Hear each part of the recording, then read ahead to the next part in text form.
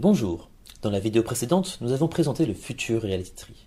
Cet arbre permet de confirmer que le chemin choisi pour atteindre l'objectif nous mène à la bonne destination sans générer des problèmes collatéraux lors de la mise en œuvre de la solution.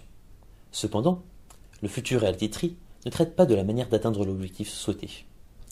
Le Logical Thinking Process dispose d'un outil très utile pour cela, appelé le Prerequisite Tree ou arbre des prérequis.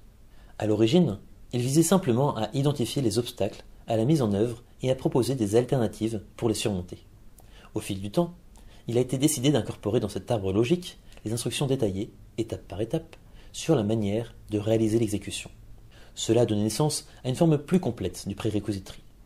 Cet arbre ne traite pas seulement des potentiels freins à la mise en œuvre d'une injection, mais inclut également toutes les actions et activités devant être réalisées pour déployer cette solution. Lors de la construction de l'arbre, on place les actions dans une séquence. On y ajoute ensuite les obstacles à franchir. Le résultat est un réseau d'activités et de tâches qui doivent être accomplies pour mettre en œuvre la solution. Si le réseau d'activités obtenu s'avère complexe, il convient de le piloter comme un projet à part entière, en prenant en compte les coûts, l'avancement, et de mettre en place un suivi de la performance. Chez Mares Consulting, nous pilotons ces actions avec le management de projet par la chaîne critique, pour un suivi efficace de l'avancement. S'il y a plusieurs injections, nécessitant alors la construction de plusieurs prerequisite trees, le propriétaire du système peut tout à fait utiliser une combinaison de prerequisite trees, de la même manière qu'il le ferait pour la gestion d'un portefeuille de projets, et alors séquencer les ressources de manière à éviter les conflits entre les projets. Le prerequisite trees sert à anticiper et traiter les potentiels obstacles à la mise en œuvre de la solution. Mais quels sont ces obstacles que l'on rencontre habituellement? Prenons un exemple.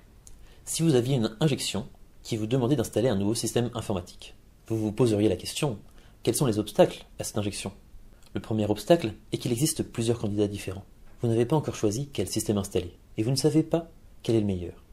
Pour surmonter cela, vous envisageriez ce que l'on appelle un objectif intermédiaire, pour effectuer un processus de sélection de manière ordonnée. Pour effectuer un processus de sélection, vous devez établir certains critères.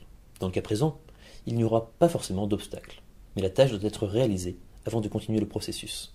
Ce processus de sélection vous conduira ensuite vers le choix du bon candidat avant de passer à son implémentation.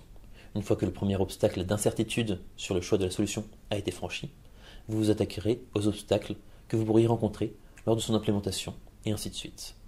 J'espère que cette vidéo sur le Prerequisite Tree vous a plu. Merci.